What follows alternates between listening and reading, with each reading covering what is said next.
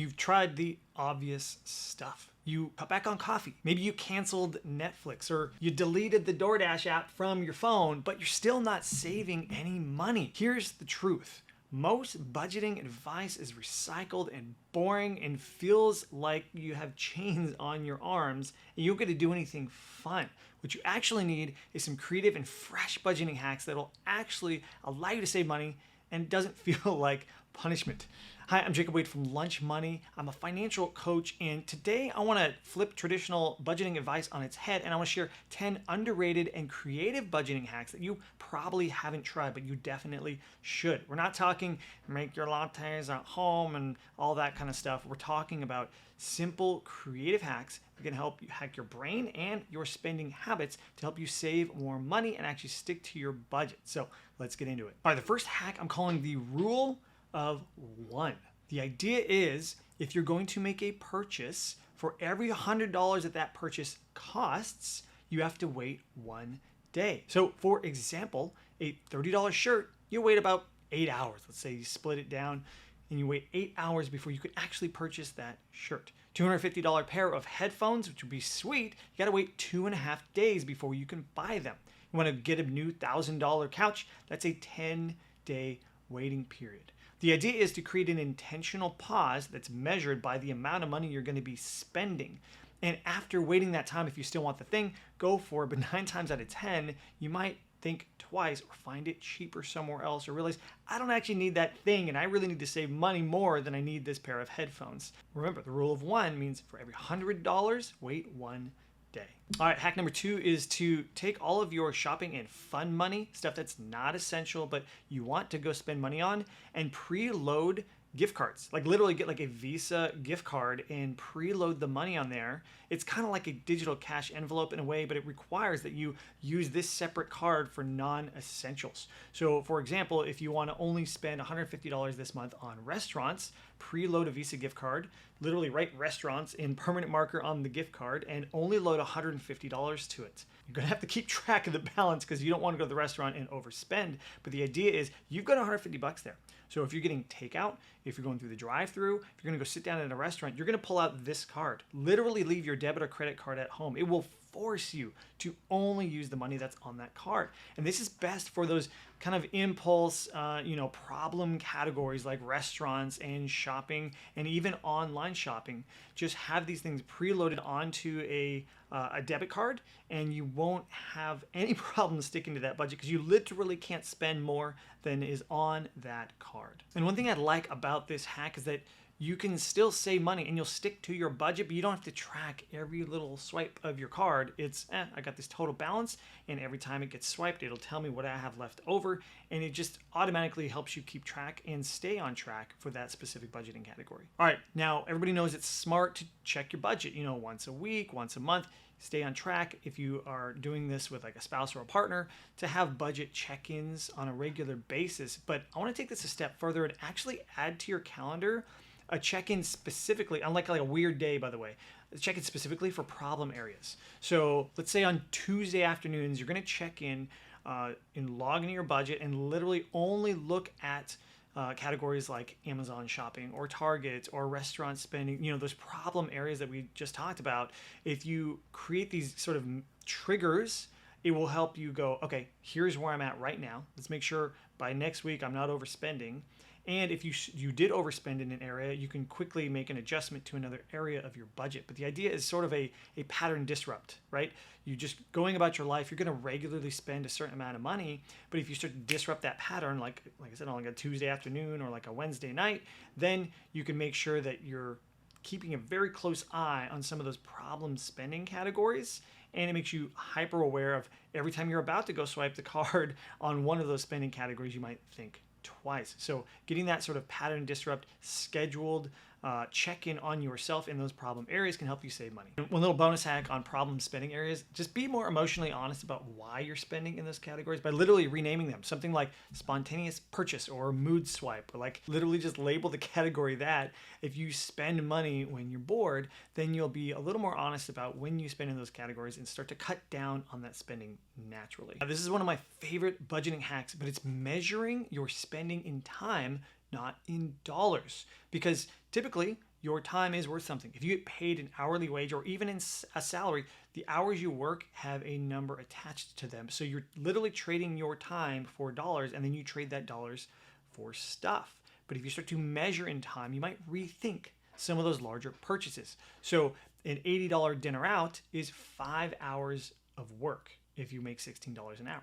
So you might think, $80 is nothing. Oh yeah, I can go do that once or twice a month. But realize you're going to, two $80 dinners is 10 hours of your life gone and spent just for those meals. So you just need to know, is it worth it? It's going to help you measure things on a more accurate scale. Another one would be like a $600 concert weekend is 2 weeks worth of groceries, right? I just spent 2 weeks worth of food to go to this concert. Is that worth it? Again, in some cases that's going to be yes, but it's going to give you pause. It's going to make you think, okay, I'm trading my time for money, and then I'm trading my money for these experiences. But if I really accurately measure it, I'm trading my time for these things. Is that worth my amount of time? All right, number 5 is called reverse budgeting. I love this one. And what it does is it takes your traditional budget and flips it on its head. So normally you budget, you go put your income at the top, and you got your bills and your fixed expenses here. You got your daily spending, your variable expenses below that. Then if you have any money left over, you save it. But let's be real. What normally happens is you spend most of your money, and if there's a little bit of money left over, it just kind of sits in your checking account and it rolls over to the next month. Or you spend it all and you're waiting for that next paycheck. Reverse budgeting does the opposite. It flips it upside down and says, as soon as I get paid, my first bill I pay is my savings, right? So if you want to save 10% of your money and you make $4,000 a month, you automate. $400 goes to my savings account, period. Everything else is going to come secondary. So if you make $4,000 and you put $400 into savings, that means your budget is actually only $3,600. So you got to budget that $3,600 wisely. Now, I have an entire video on reverse budgeting. I'll put a link to it here. There should be a link below as well. But reverse budgeting is super helpful in prioritizing yourself. It's the whole pay yourself first concept, but then you treat it like a bill, and you always make sure that you get paid, and then you only budget on what's left over. I like to call this one the invisible raise trick. So if you've ever gotten a raise at work, a promotion, or a new job, or even just extra income from a tax refund or a side hustle job, literally pretend it doesn't exist.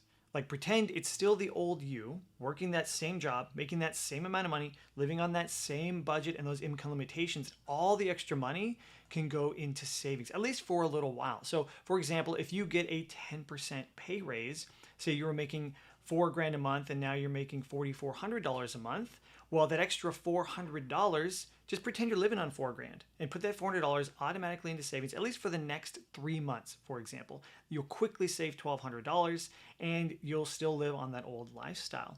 Now, another one I've seen is to just put half of your raise into savings and half of your raise toward, lifestyle, inflation, fun things you want to do. But if you make it invisible, if you pretend it doesn't exist, that money will go where you want it to go instead of just letting it get absorbed into your spending and just randomly disappearing. All right, everybody's heard of cash envelopes, but I like the idea of taking cash envelopes and only having cash for specific problem categories. Again, like restaurants or takeout or travel, vacation, whatever it is where you're typically overspending your money, set aside cash.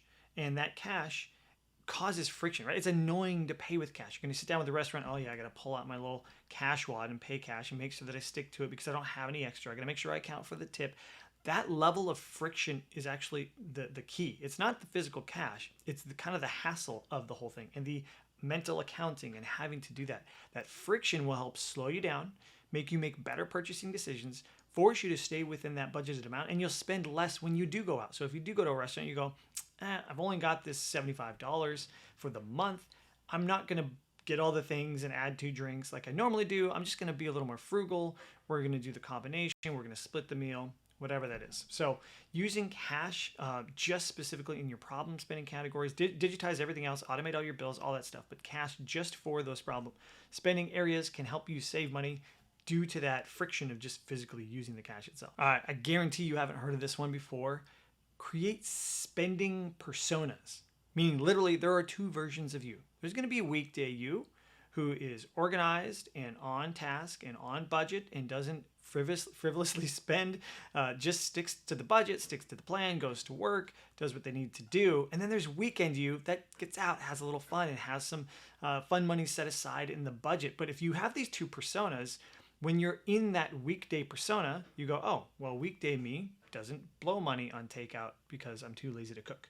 It doesn't make extra purchases because I'm bored online. Like weekday me is organized, on track. You know, it's the same type of person that gets out of bed early, gets to work on time, does a really good job, and works out and makes really good choices for yourself. Weekend you can let loose a little bit, have some fun, and have money set aside for that. But this whole two personas idea can help you sort of embody the person that you want to be, embody the person that saves money, embody the person that sticks to the budget and to the plan, but then you still got a little bit of a wild side that you can have fun with on the weekends. So it's the two personas budgeting. All right, if you get extra money, it's important to have a plan for it before it shows up. So a tax return, or if you refund something, or maybe birthday money, or you get an extra paycheck that month, or if you have a side hustle gig that starts to pay you some money, whatever that is, unaccounted for money literally just gets absorbed into the vacuum of your daily spending unless you have a plan for it. So I like to do an auto split, meaning you create percentages for that money when it comes in, and so it's already defined before it hits your bank account.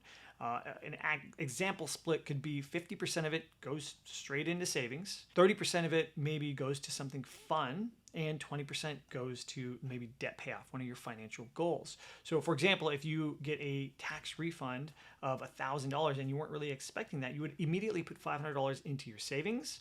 You would put $200 on maybe the outstanding credit card debt, and you would have fun with that $300, right? Go out, go to a concert, do something fun with that $300. It's guilt-free because you've already got a plan in place for where that money goes. But your money, your $1,000 doesn't just get absorbed, dumped into your checking account to only disappear over the next couple of months. You have a plan for it. So auto split those unexpected windfalls, and you'll be able to save more money and have fun at the same time without the guilt. All right, this last one I call the no repeat challenge. And I like to do it on a weekly basis, but the idea is if you spend money in somewhere that's in one of your wants categories, somewhere fun, you don't repeat that for the rest of the week. So if you get coffee out on Monday, that's it for the week. You stop getting coffee out. Let's say you get takeout on Tuesday, same thing, no more takeout purchases for at least another week. And let's say you rent a TV show or a movie digitally, you don't get to do that for another 7 days. The idea behind this is not that you don't get to have fun, but it's that you don't just keep repeating the same extra purchases over and over again and letting those add up. It gives you a little variety, which is what your brain wants. Your brain wants some variety, and it reduces mindless spending on the same thing over and over again, all while allowing you to save money and have fun at the same time. And so it's like a fun little challenge. You could still enjoy a couple of things, but you don't repeat that purchase for at least another week. It'll help you reduce your extra spending and save more money at the same time. All right, and a bonus hack here is to just create a budget you don't hate. This is actually possible. At Lunch Money, of course, we make that easy. There's a free 30-day trial link below if you want to sign up and try this. But the idea is to create a budget and build in fun. Build in things like spending money and streaming services and travel and all of that stuff so that you can actually enjoy managing your money well, so then it starts to go toward the things you care about. What I like to do with my financial coaching clients is have them look at their last 90 days of spending. So like with Lunch Money, we'll connect the accounts like credit cards and debit cards. All of that stuff will show your past 90 days of spending and show you here's where your money has been going. After you've seen that, you might go, wow, I'm wasting a bunch of money on stuff I don't care about. I don't care about, fast food, but I keep doing it. Well, okay, a little bit of meal planning, you could save yourself $200 a month. Where does that $200 go? Maybe reroute that toward concerts.